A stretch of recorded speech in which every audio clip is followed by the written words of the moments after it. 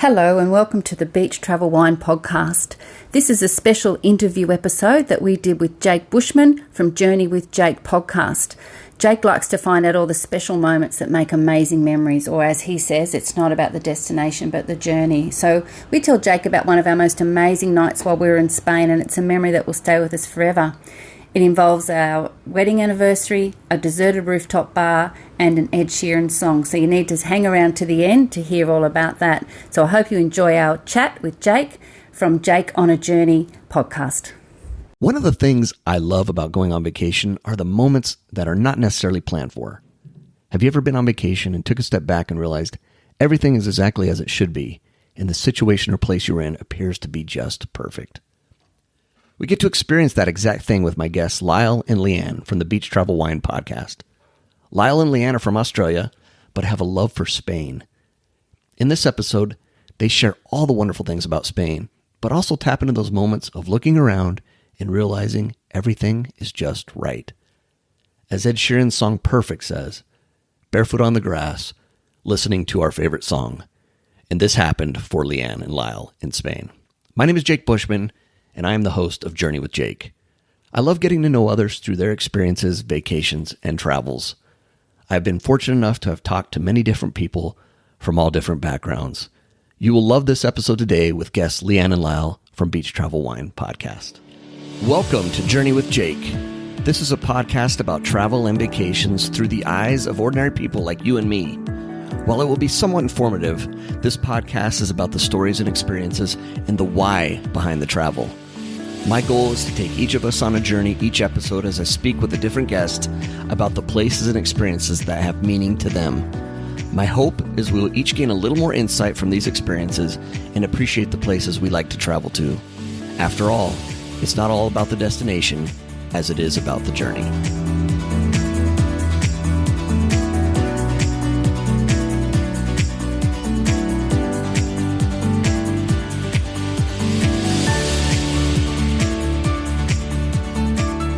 Before we get to my conversation with Leanne and Lyle, please be sure and leave me a review.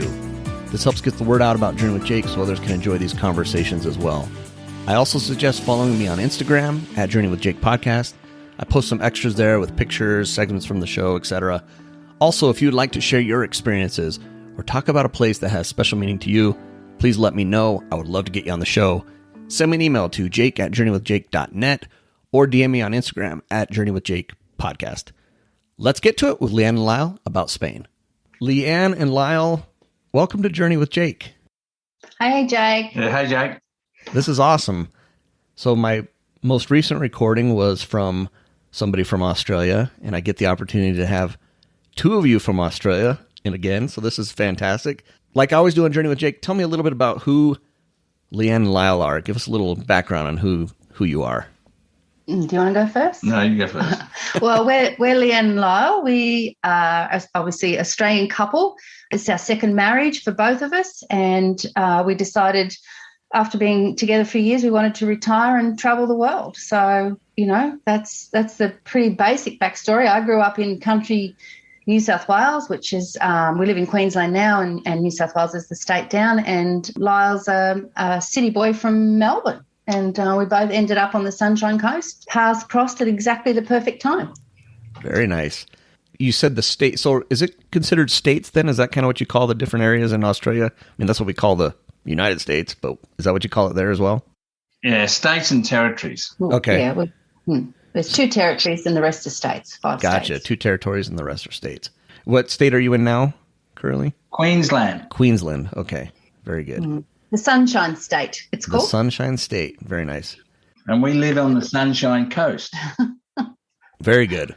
Sounds like Yes. you got a lot of sunshine. So Yes. that's good. And sorry, Lyle, what were you saying before I kind of cut you off?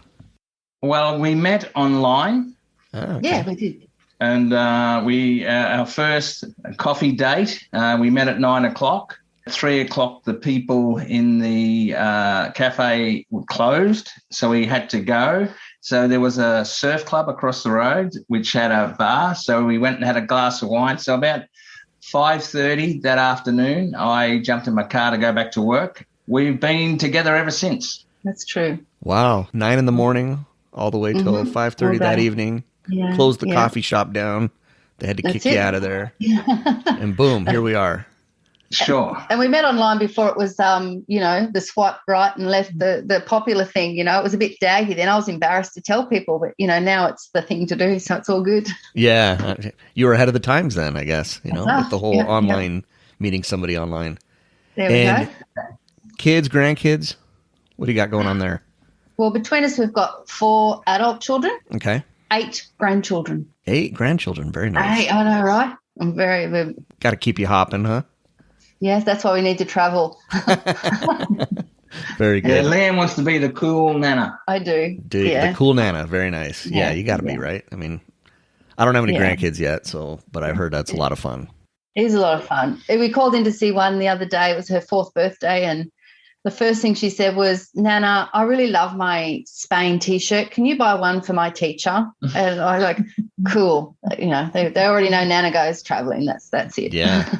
And you mentioned Spain, a Spain T-shirt. And I know that's where we're going to kind of focus today is on Spain, because it sounds like you have a lot of great memories from Spain, and it means a lot to both of you. So we'll talk about that quite a bit.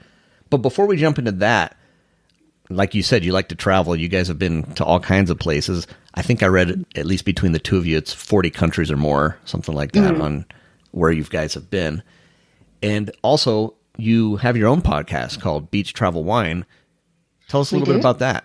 Well, that was one of those things where I turned to Lyle one day and I said, I was thinking, and whenever I say that, Lyle gets a, oh, what now sort of thing. So I said, I was thinking when we go to Spain this time, it'd be really cool to do a podcast, we can listen to it, we can share our travels, because there's nothing better than sitting down and sharing travel stories with people, friends, strangers, family, and, we just love doing that. And I just thought we'd be able to do it while we travelled. And so that's how that started, for sure, wasn't it? And I kept saying to him, we need to start this. And we're sitting on a floor in an apartment in Paris, and it was our first sort of stop on our way to Spain. And I said, we'll do this now, or we're just not going to do it. So we sat down and we did it straight off the bat, no script, no editing, because once again, I'm not that technology, not that smart with technology. After we did it, we were sort of pumping the air. We thought that was so much fun. We got such a buzz out of it. We just loved it, and we haven't stopped. So yeah, we just really love doing it. Awesome. And the name Beach Travel Wine. So the travel part, get it. The beach and the wine. Tell us about the beach and the wine. Well, when you start a travel blog or a podcast, everyone talks about, you got to name it properly and what are you going to name it. And I just sort of came up with that one day because we live at the beach. We love the beach. Beach is sort of the family and as well. And when we travel, we'd like to go to beach places. So it just seemed like a good representation of us. Travel is, as you said, obvious, and I would have thought wine was obvious. However, that also encompasses food and restaurants and sharing wine with friends and that sort of stuff. So that is sort of representative of those 3 areas of our life. And I think with the wine, I think it's not only represents the fact that we like to have a drink, and I particularly like the history of wine, and I came from the hospitality industry, so I've always been interested in it from a very long time. But I think wine also indicates relaxed holiday. Yeah, good point. Yeah, that makes sense. Yeah. With the whole Beach Travel Wine thing, which I do think is a great name. That's a great name, by the way. What are your episodes like? Can you kind of tell us a little bit about what some of your episodes are like? I've listened to a couple here and there, but they're very relaxed. We sort of fell into it, as I said, we did that first one and we sort of worked really well together. Lyle's sort of the numbers history guy. He does the research and fact checks the places that we go and make sure we don't miss anything. I'm just sort of I like to call himself the talent. the show couldn't be without. You are the talent for sure. Yeah, here's the talent. Yeah, that's it. And I'm there for the description, the fluff, the fun, and putting it all sort of in a bit of an order. Having said that, we only ever record once.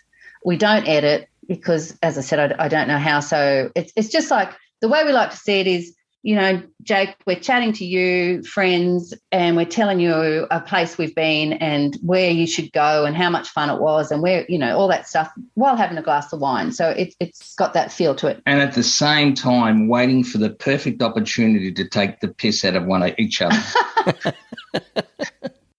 Yeah, there's a lot of those stories. Yeah, leave it up to Lyle. I love it. That's great. Very good. I love that. I love what you said about that because I always say on my podcast too, I want it to just be a conversation, and it's something I enjoy. And I've realized as I do this, I enjoy hearing other people's stories. At first I thought, okay, I enjoy telling my stories sometimes. And so me and my brother kind of shared an experience together about that. And that's kind of what motivated me to do this podcast.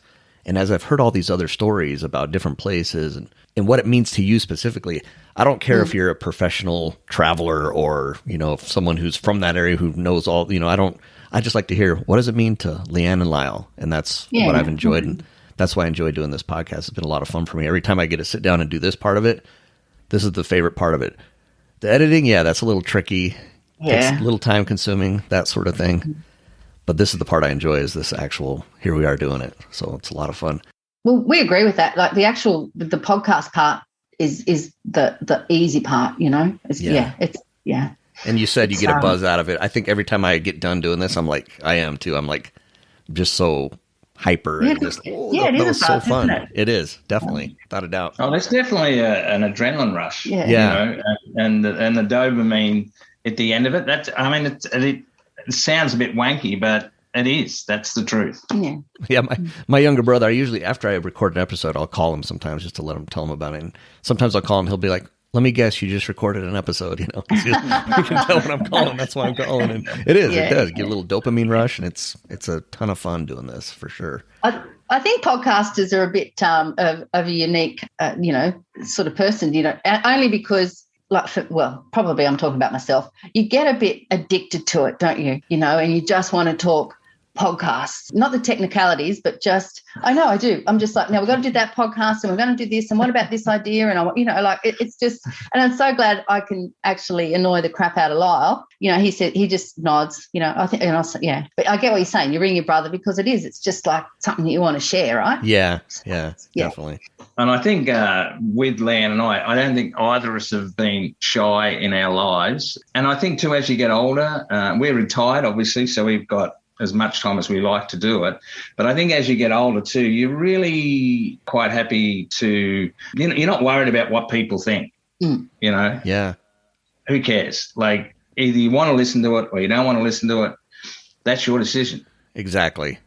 No, that's your loss. That's your Good point. Fair enough. Yeah, good call. Yeah. No, you're both absolutely right. And it's a lot of fun. This has been a ton of fun.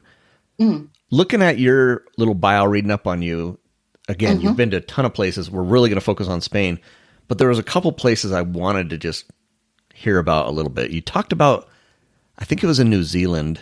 You had family there. It sounds like Lyle was skiing. Give me just a little quick, what was this trip about, and how did this come about? And tell us a little bit about this trip. Well, funnily enough, we're going back next year with family, but I guess you'd call it an intergenerational ski trip in the South Island of New Zealand. Lyle had been before we'd met. I hadn't been to a gorgeous little place called Queenstown. And so we went with my 3 adult children. At the time, we only had 3 grandchildren. Yeah, Lyle skied. All the boys skied, my sons and my son-in-law, and I skied. In fact, that's one of my favourite memories, is in the ski lodge after we'd all been skiing and having a beer with the boys. I stay on the beginner slope all day and they go everywhere. But, so that was a lot of fun. It's a beautiful spot. I still think New Zealand's the most beautiful place I've ever seen out of all the places we've been. Yeah. And so we're all going back next year. And so this time there's 8 adults and 8 children. Wow. That'll be a lot of fun. Will it, Lyle? Yeah, well, the second week will, because the second week we'll be there by ourselves. Oh, there you We're go. sending them home. Yeah. It's Be a little also, chaotic the first week, but second week will calm But down. that's all good. That's all good. It's a massive wine area too, that part of Spain. New Zealand. And so we will save the Otago sort of red wines, and we'll save the wine. Pinot Noirs. The Pinot Noirs, yes. We'll save the wine revisits for, and the fancy restaurants for when we're there on our own. Gotcha. So. I never thought of New Zealand as a place that has like skiing. I didn't realize that. Oh yeah, both islands. Yeah. Wow. Yeah, no, it's not the best skiing, but it's better than Australia. Okay. Interesting. And for us to go to New Zealand, it's actually less trouble to fly from Queensland to Queenstown than it is to get to the ski fields in New South Wales and Victoria. Gotcha. Okay. So it even works out better logistically for you as well. Awesome. Yes, sure. The other place I wanted to hear about, and I love how you said you enjoy just being in the lodge with your family and your sons, just having a beer and just relaxing. But the other place that you mentioned, I think you mentioned the Maldives. Yeah. What was that all about? That sounds awesome. Well, a couple of things. Tell the whole truth. I will tell the whole truth. But we were at the Maldives because there's an Australian rock singer who I've been a fan of since, I was going to say, 42 years. So since I was 15, I'm now 57. And so he was in a band, and now he sings on his own. So his name's Jimmy Barnes. For a while there, we've sort of said Jimmy Barnes was our travel agent, because we'd find out where he was playing and we'd go and make a holiday of it. So we went to Darwin to see him, we've been to Melbourne. And so this trip was to see Jimmy Barnes in the Maldives. And, so you're on an island and he's playing, it's like mass, I think 200 people, and he does 3 concerts. So it was just, that part of it was magical. And I met, we met some friends there that we're still really good friends with. And, that was so much fun. But, for Australians, for us, travelling from Australia, I would actually say the Maldives is overrated. Really? Yeah. Because it takes 24 hours to get there. You've got to change flights. It's as far as Europe. Once you get to the Maldives, there's one main island where the capital is, and from there, all the resorts are, miles away, and you have to go in a boat, and most planes arrive into Mali's, the capital, at night. So you're travelling over wild water at night time to get to your resort. And once you're at your resort, there's, they're only small islands. There's really nothing to do, and we live at the beach, right? So, that isn't the draw card for us. So, it's a Muslim country, so they don't have a lot of choice of alcohol, which, as we like to go to restaurants. Beach travel wine, yeah. Right? Very disappointing. Yeah, it's not beach travel cup of tea. Yeah. But the other thing is too, I think, you said that you had the guy on before us was talking about Early Beach and the Whitsundays. Uh-huh. Well, the Maldives really haven't got anything more to offer than what the Whitsunday Islands have got. And that's a 3-hour flight. Yeah, and it's only 3 hours for us. However, if you're a surfer and you want to go somewhere where you can basically completely shut off, then it's probably perfect. But, we just, you can only walk around an island so many times, and there's one restaurant, like it's a buffet restaurant, and that's where everyone eats. And then there's, one really expensive restaurant, and that's it. So yeah, it's all about the water sports for sure. Yeah, and that's brilliant. I mean, with the diving and all that sort of thing. Yeah, the diving, is really good. surf lessons. And the surf, and apparently it's got one of the best left breaks in the world, which I've got no idea what that means because I'm not a surfer. Me neither.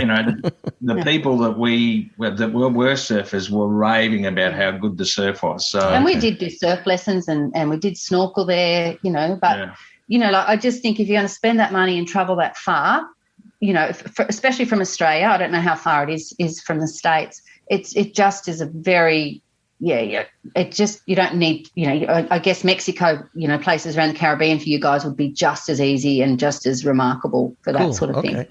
I love that. And I'm glad you had that honesty about how you feel about it. And, you still like it, still love it, but it wasn't overrated. I like that. So a good word. Well, it's a lot more expensive than than Spain, for instance. Like, say we spent 11 weeks in Europe, and I think it cost us all up $32,000.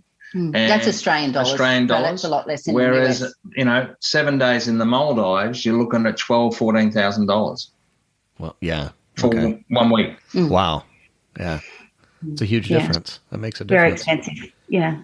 So really the big purpose of going then was what was the name? Barnes? Jimmy Barnes? Jimmy Barnes, yeah. Jimmy Barnes. Don't you forget that now, Jake. Yeah, I used to run nightclubs and pubs and that sort of thing. So we used him a lot in the pubs. Oh, okay. And very successfully. So Yeah. it's very he's very well good. And the band that originally from Cold Chisel. I'm gonna be looking him up on YouTube after we're done talking. Yeah, you do that. You won't be disappointed. All right, cool. Jimmy Barnes. Good old Aussie rock. I bet you the guy from Brisbane didn't tell you about Jimmy Barnes. No, he didn't. He did not. Why would he? I love it though, but that's why it had meaning to you though. The Maldives had meaning because of Jimmy Barnes. It's the only reason we went, right? Yeah. Awesome. Well, hey, that's one reason. I mean, people travel for those kind of things, and you did. Yeah. Fantastic. Yeah, well, as interesting as what Leanne said is that people say, "Oh, why would you go interstate to see Jimmy Barnes or anybody?" The thing is, we actually plan the holiday around that. So, for instance, we saw him in Adelaide, and part of that was then we went, and Adelaide or South Australia has very, very well-known wineries. So we did a trip around the wineries once after the show for a few days. Maybe I think it took about 5 days. Melbourne, the same thing. So it's, and Darwin especially. Yeah, we did. Leanne, have you met him then in person? Sure. Very nice. A few times. Awesome. Okay. I wondered. I was like, all my friends say, he must know who you are by now. I'm like, yeah, of course. Of course he does. That's great. Love it. Thanks for sharing that. Just ignores me. Yeah. Who's this guy? Who's Lyle? Yeah. We'll just go straight to Leanne. Perfect. Yeah. Well, awesome. Well, wouldn't you? Absolutely. 100%. Yeah. Can't blame him. Can't blame him at all. So let's jump into Spain. I'm excited to talk about Spain because I've never been to Spain. My dad's been to Spain years ago, served a church mission there years ago. But Spain there's so much about Spain that it just sounds awesome. So wherever you want to start, let's kind of talk about Spain. Let's start there. We love Spain. And I think, like we've done about 25 of our podcasts are about Spain and the different places we went. And I've always wanted to go since I was a little girl. My grandmother had Spanish heritage. And when I met Lyle that day that we were talking at a cafe for all those hours, we're talking about the things where we've traveled, where we want to go. And I said, well, I really want to go to Spain. And Lyle's answer to that was, what did you say? I guess I'm going to Spain then.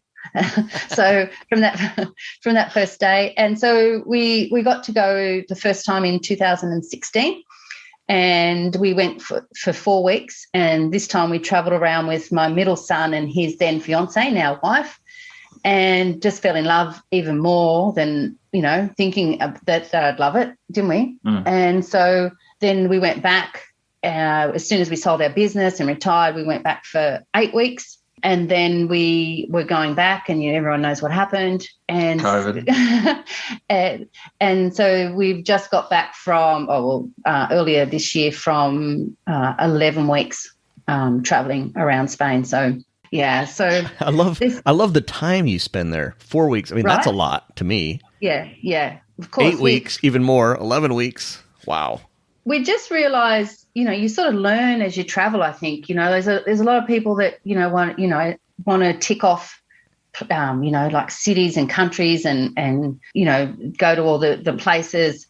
Some people just want to backpack and walk out in the country and do hikes and things. And we've just sort of discovered the way we like to travel. I guess you could call it slow travel. We like to stay about a week in a place, and we just find a week's really good because you're not rushed. We get a little apartment near the old town, near the city centre. We've got all week to explore. And, some days we walk out the door and what do we say? Left or right? Left or right. Which way we're going to go. Other days we just, don't go very far at all. Some days we walk 10, 15 Ks. And we just that way you just get to know a town. You get to know, the feel of it. And the more time we spend in Spain, the more comfortable we become and the more brave we get to explore, if that makes sense. Yeah, and I think the fact that Leanne has been learning Spanish for a considerable amount of time, and since the second trip, I've been learning for probably a couple of years now. And not that you need to be able to speak Spanish to go to Spain, because most of the big cities, you're going to come across people that speak English. But we've found the reaction of people or especially when Leanne converses with them, is incredible. Like, they just welcome you with open arms. And the people are so friendly. Mm. So I guess the thing about Spain is Spain, the country, would fit inside Australia 15 times. Mm-hmm. So it's not huge, but the diversity in the landscape and the culture is huge, isn't it? Yeah. So you've got the stereotypical Spanish area down south where you've got the flamenco dancers and the Andalusian horses and, the tapas and all the Moorish sort of history and the famous sites down there, and obviously the Mediterranean beach.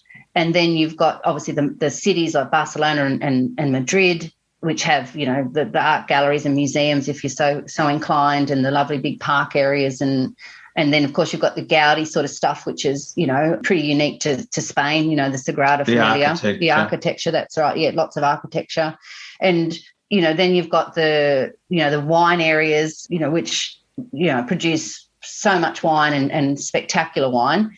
And then you've got, like the northern area, which includes like the Picos de Europa, the peaks of Europe and the green lush, areas around the glacial lakes. And then north of that even you've got like the northern beaches areas, of San Sebastian, which is, the food capital of the world, the locals say, and Santander, which, just the promenades and the beaches. And it's just so varied, and there's something for everyone, and we just adore it. And I think too the as I said, the affordability of it. There's so many places. Not every place in Spain has free tapas, but a lot of them do. So tapas, is like the little bits of food that you get, with a drink. Yeah. So especially in southern Spain, although we did come across it in northern Spain.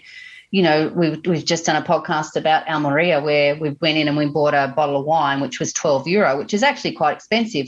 But with that, we got 4 tapas that we could order, not just, off a menu, plus dessert, and that all the food was free because we'd bought the bottle of wine, Wow. and it was fantastic food, and so it's the culture there with the food and eating too is very different to Australia. Australia, you go out here to the pubs to drink, and but whereas in Spain you see families from young children and their parents and their grandparents, they're all out to dinner. It's quite late. They're walking around the streets. They're sitting at midnight having a glass of wine, and, nobody's in a rush. No one sort of comes up and says, oh, we need that table in 30 minutes. We've got someone else coming in. They just leave you to sit. They've actually got a term for it. It's called sobremesa, which means around or above the table. And that part of the meal is as important as any, is the actual conversation after the meal. And so that's a really, really nice cultural thing that we love. So that €12 too, the euro is pretty close to the American dollar. Yeah.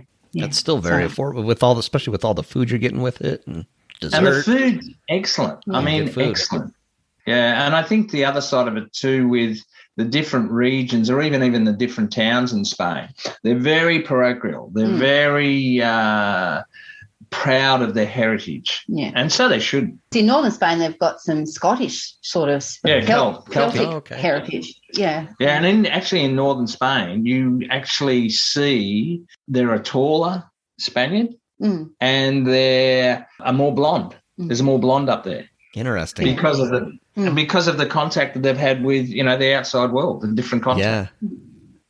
And there's all the Moorish architecture down south, like the Alhambra in Granada, and the places in Seville, and and that's very decorative, isn't it? Yeah.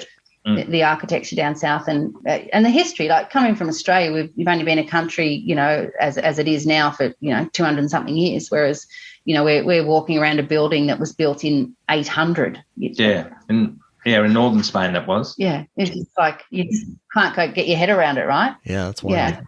Or you're drinking wine in a winery that has been there since 1100. They've got that wine making figured out, right? Yeah, they've got that for sure. Yeah, Lyle, you mentioned something about, and I've heard this. I've heard they eat late at night. You were saying like midnight, even, like they're wrapping up, or, you know, what's that like? I mean, did you kind of join in on that? And you ate late as well? Well, they have siestas. Yeah. Okay. So if you have a glass of wine at lunchtime, which sometimes we do, it's very easy to go and have a bit of a lay down about 3 o'clock because everything closes up till about 6, and have about 3 hours sleep and then get up to start again. And generally, look, most places you don't open till, say, 9 o'clock. At night for dinner. I can remember we were staying in Cordoba, and we were staying in a plaza, and at the end of the plaza there was a group of restaurants, and we looked out the window. It was a Saturday night, and they were still half full at 2 o'clock in the morning. But of course, it's hot. That's one of the reasons they do it, and the sun's up late, of course. But what you find is the tapas, they sort of, you can go and have tapas around the sort of 6 o'clock. Most of the bars have that food. You never just go out to drink. So, you know, people, they might go out and do a few little tapas bars for a couple of hours and then go to dinner, you know. So it's not like you have your and lunch is always a bit later too. It's normally sort of 2 to 3 o'clock is sort of the lunchtime. And then, you know, it's, you know, what we call here afternoon tea. You know, I'm not quite sure there's a name for it in Spain. I've forgotten what it is, you know, which is that sort of nibbles with, we call it Friday Fun Day when we have it at home, but over there they do it every day. And I'd like to do it every day. I know, right? But, not allowed. No, we're not allowed. But yeah, so they do like the nibbles and stuff like that, the small tapas. And then, you know, some people that's enough. Like for us, sometimes that was enough food, but then you go on to a restaurant and sit down, and they still do share plates though. You know, most restaurants, it's a share plate sort of situation, isn't it? Yeah. And one of the things that we noticed where we were told these particular areas were quite expensive, we found compared to Australia, which is expensive, and we found it, you know, the what they said, the most expensive places, we thought, well, that's what we pay in Australia. Yeah, it's pretty comparable for us. Yeah. And the food, as I said, I keep on going back to the food quality. It's amazing. I'll put you on the spot a little bit here. Someone like me who's never been, say I only have a week in Spain. Sure.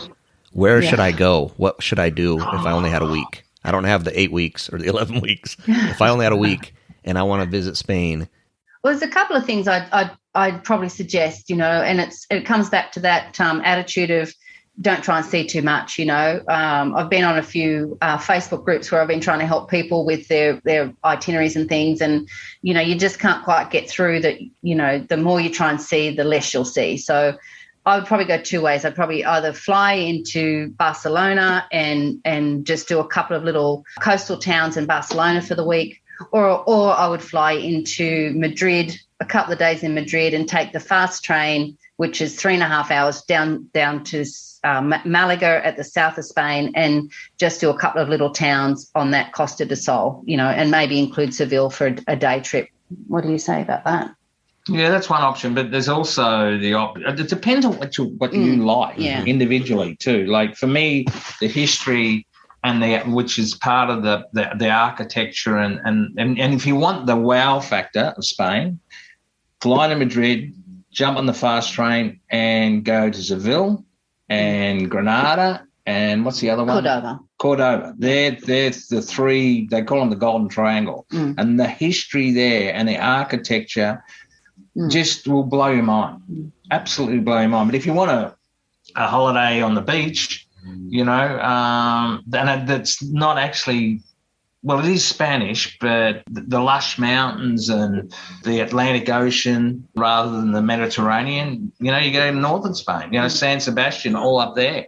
I agree with you, though. I think to get a taste of Spain, into Madrid, on the fast train south. So, either base yourself in Malaga and do some day trips or stay in Seville. And you've got, flamenco in Seville. It's huge. You've got the bullfighting, whether you're in it or you're not, but it's part of the culture. It's part of the culture. So that's very heavy in those cities as well. Granada it has the Alhambra, which is a Moorish fort. It's not just one building, it's a whole sort of city, and it's the most visited place in monument in Spain for good reason. And a lot of people have never heard of it, and you need to go and see that. But Granada is also known as the capital of the free tapas in Spain. It's a university town, and they pride themselves on that there. So those three places we said. And Cordoba has what they call a mezquita, which is Spanish for mosque, and it was built 1100. But when the Christians sort of came and took over, this mosque is arguably the second biggest in the world, depends on what research you do. But inside this mosque and you can't imagine it. So the mosque has got all the red and white horseshoe arches of the architecture, and there's something like 1,200 of those arches, and you can't really see from one side of it to the other. And then you go around this corner, and right smack bang inside this huge mosque is a full-size Catholic cathedral with the domes and the choir area and the altar and everything in it. And so, they decided they weren't going to knock the mosque down. They were just going to build inside it. And it, whether you're religious either or not, you cannot help but be blown away by this building. Yeah. Wow. It's amazing. So there's sites like that all over Spain that you never hear of. We don't in Australia, and you just can't believe them. I'm excited about this because, Lau, you mentioned just the architecture. I think that's what I would love. I think I would enjoy just seeing those sites and these things that we just don't see every day. It sounds awesome, but also the Mediterranean being down there, and the southern part, and it's pretty nice. Yeah, I mean, there's so much. I mean, we could probably have several episodes on just Spain and different spots in Spain. Yeah, you have, exactly. I'll just listen and tune in on yours because man, it just sounds so incredible. I'm excited to go one day. I've got to get over there. See, another thing I'm adding to my list.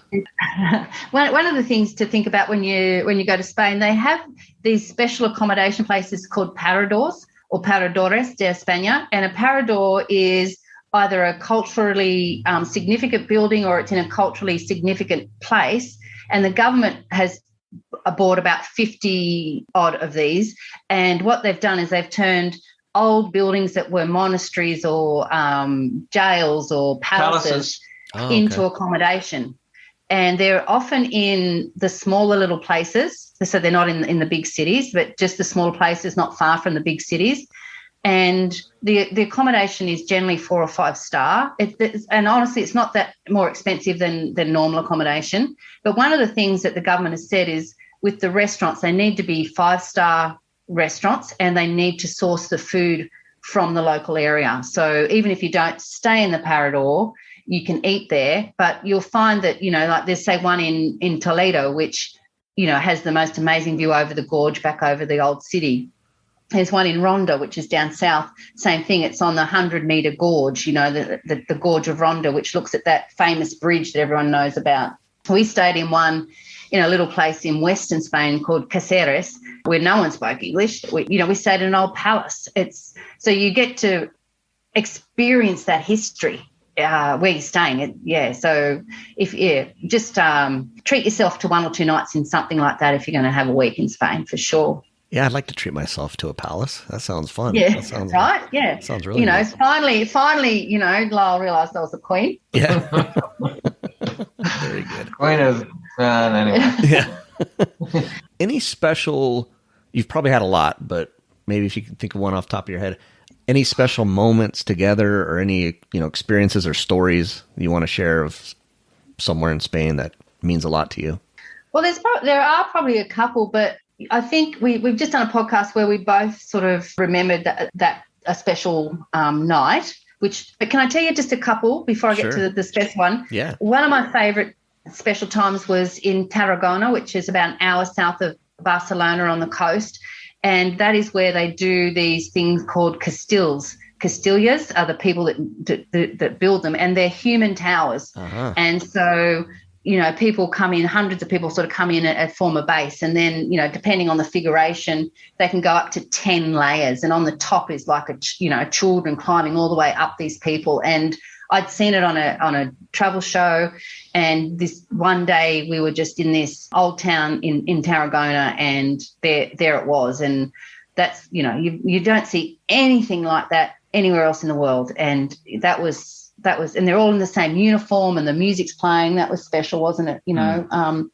And another fun one was when we went with some friends of friends in Valencia, and they took us to where the locals go, all the cool guys, and to a salsa club. And we actually, did our, Aussie basic salsa moves, but that was pretty fun, I've never seen anything like it. The salsa club. They can dance. Oh my God, they were good. Yeah, but that sticks with me. But you know which one I'm going to tell was our favourite. So we were in this little place called Almeria, and it was in August because it was our wedding anniversary.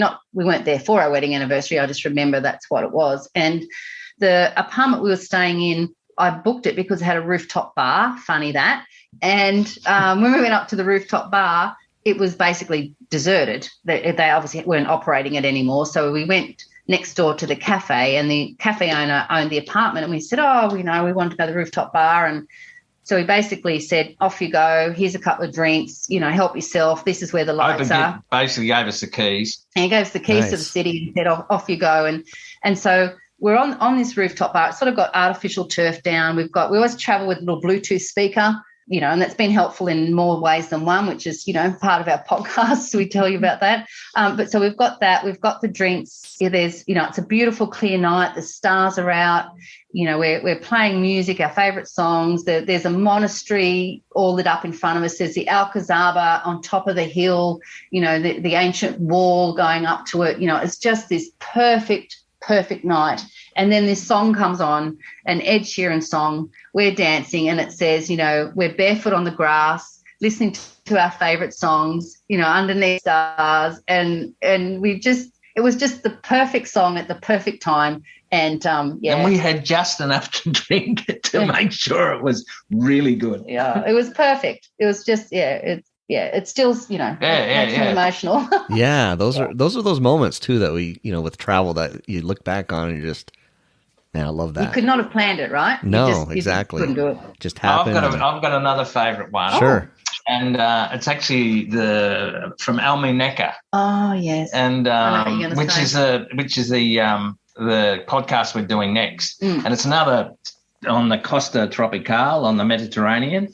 And we've been out for dinner again, and anyway, we're walking through the bar areas, and we saw this sign: 2 mojitos, €5 each.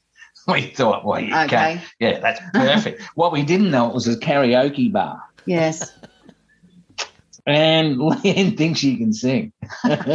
So you asked Jimmy Barnes. He reckons I can too. So what did you sing, Leanne? Oh, the story was, that is true. We had been out for dinner. We saw the most amazing sunset we'd ever seen. And we did walk into this karaoke bar, but the barman was determined if you bought a drink, you got a ticket to sing. And he was determined that we were going to sing. And he didn't say you had to have 5. And stop telling lies.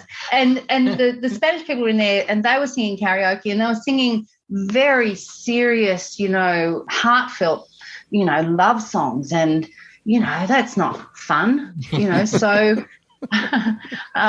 you do what any, normal rock-loving person would do, and you sing Old Time Rock and Roll by Bob Seger. And you get up and you clap and you get the whole, crowd going. And, I was very popular for... You got the crowd going. Popular.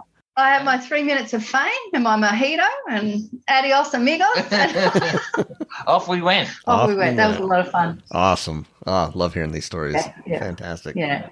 Leanne's got a very nice habit. She will say to me, we'll be sitting in a bar somewhere, and she will say, do you want to meet a new friend? Yeah. I used to see people and just think, oh, it'd be nice to talk to them, you know. And she'll go, and I'll go, whereabouts? And she'll go, over there. Those people look nice. Let's go and chat to them. And we've met some of our closest friends that way. Yeah, Wow. we have. That's true. Yeah. And that takes some bravery, or it's just who you are. I think for me it'd be, I don't know if I have that courage to just go up and talk to people. Well, you're not as old as us. But we do have They feel sorry for us. Oh, they don't. No, that's not true. Do you know what? We have a really nice story from when we were up in northern Queensland at Port Douglas, and we were out for dinner, and there was a lovely old gentleman on his own, and he was talking to the waiter, and the waiter was being very, very patient and chatting, but I could see the waiter needed to move on, and this old guy was just desperate for conversation. He would have been in, well, he was 80. He was in his late 80s. He was dressed, you know, like Australians aren't known for being well dressed, you know, especially in the warm areas, but he was dressed, you know, very nicely. You know, I just asked him, did he want to join us? Because I could just tell he needed to have a conversation, you know, and we had a lovely night with him. You know, it turns out he'd travelled all around Spain. It turns out he loved wine, you know. Well, he's a wine merchant. Yeah, so wow. so that was really nice. So sometimes it's not just because you had a few drinks and it's... No, that's true. Well, you did say to me, but as it turned out, that particular gentleman was a very, very close friend of your first boss. My first, but the guy that gave me my first job in hotels. Yeah, so funny, yeah. Small world, right? Yeah, and you never know who you're talking to, so... Yeah. And always important to be kind and nice, and you never know. Exactly. You don't want anyone else to go through this. And a couple of other things I absolutely adore about Spain very quickly are shoes. Oh, my gosh. You know, the best shoes in the world, you know. And I love going out now and people say, oh, I like your shoes. Where'd you get them? Spain. These are from Spain. These are from Spain, yeah. And just the fashion, you know, like as I said, you know, we live on the coast. You know, if you've got shoes on your feet, you're actually well dressed. If you've got thongs, or what you call them flip-flops. Yeah. You know, you're ready, you're right to go anywhere. You know, people wear those things everywhere they go. And so in Spain, everybody from the children who tend to wear matching outfits in families to, you know, the old people in their 80s with their walkers, you know, they're dressed immaculately. Yeah, it's a real, real culture thing. Guys in Spain don't wear shorts. No. Oh, wow. Long pants. Long pants. And they're ironed and they're creased and dang, like but they're a good looking race too. Yeah. We do though. We wear shorts. Yeah, sure. Tourists wear shorts, right? Yeah. No, where they're from, Aussies. Those Aussies. We're getting kind of up on time here, but this has been it's been a lot of fun. I'll kind of pose this question to both of you. Mm-hmm. You only have one place to visit in Spain. Stop it. Where would that be, and why? Do you mean to go back to, or just tell someone if they have one? No, to go back. Like this is going to be your last day on Earth. You can only go to one spot in Spain. You'll never go back to Spain again. Where would you go? Oh, you better go first. I can't figure that one out. Wow. What do you think? Do you know what? He's got that look. I'd probably go Cordoba. Cordoba, okay. And that's where the mosque is with the cathedral, inside. And there's an Alcazar across the road, which is just the most beautiful gardens, and it's across the road. Yeah, I would probably go down south on the beach to a little place called Nerja. Oh, I knew you were going to say that. Yeah, which we spent 3 weeks at, and I could live there if I didn't have 8 bloody grandchildren. And it's see, they ruin your life, kids and grandkids. No, but that was nice. That was. We had a holiday there. Yeah, it was beautiful. There's a Balcón de Europa, which goes out into the Mediterranean. If you're up early enough, you can watch the sunrise on one side. But if not, you can watch the sun go down. And it's got beautiful paving. The restaurants are amazing. The palm trees, the flowers. The tapas is most of it's free, and it's all good. Beautiful. Yeah. So Nerja, Nerja, Nerja. Yeah, thanks for spelling that out because I know I'm going to be looking some of these places up afterwards. So, well, this has been fantastic. I'm all in on Spain now. This is going on my list, top of my list, as a matter of fact. We've done our job. Well done. You've done your job. I hope other people listening kind of get that spirit of Spain as well and want to travel to Spain. And And I'd say, what's a way people can reach out to you, and if they have questions and they want to reach out to you, what's the best way for them to do that? You obviously have a website, www.beachtravelwine.com, and you can email us from there. On our socials, either Facebook at Beach Travel Wine Podcast, probably Instagram at Beach Travel Wine, because it's easier to DM someone from there, so we're DM? Direct message. Oh. Yeah. You're up on that technology. Yeah, you. I was joking. I knew. No, I didn't. This is the part I wish people could see, this part, because I love this little banter back and forth on these. I'm the brains, obviously. He might be the talent, but, the I got brains the right there. looks. Yeah, there you go. Well, I've got the brains and I can sing. Yeah, I'm going to keep just looking at Leanne. So, You know what her nickname is? what's the nickname? Well, she's got two nicknames. Her Spanish nickname is Leonita, Leonita? Okay. and before Leonita, and still is, Miss World. He calls me Miss World. Isn't that Well, sweet? very nice. Very good. Well, you both have been a lot of fun. This was super fun talking about Spain. Thank you so much for coming on Journey with Jake. I appreciate it. Thanks, Jake. Thanks, Jake. Appreciate it, mate. Special thanks to my guests, Leanne and Lyle from Beach Travel Wine Podcast. Really enjoyed having them on the podcast today. Thank you so much. Give them a follow. Check them out on social media. Give them a listen. They are a lot of fun. Super fun couple. A lot of great information on Spain, but a ton of other places. They travel all over the place, so give them a listen. Check them out. Thanks to all of those who keep listening to Journey with Jake. Tell your friends and family about it. Really appreciate it. Spread the word about Journey with Jake. That helps me out a ton. If you have a place or an experience that has special meaning to you, let's talk about it on the show. Send me a note, jake@journeywithjake.net, or DM me on Instagram @journeywithjakepodcast. And just remember, it's not always about the destination as it is about the journey. Take care, everybody.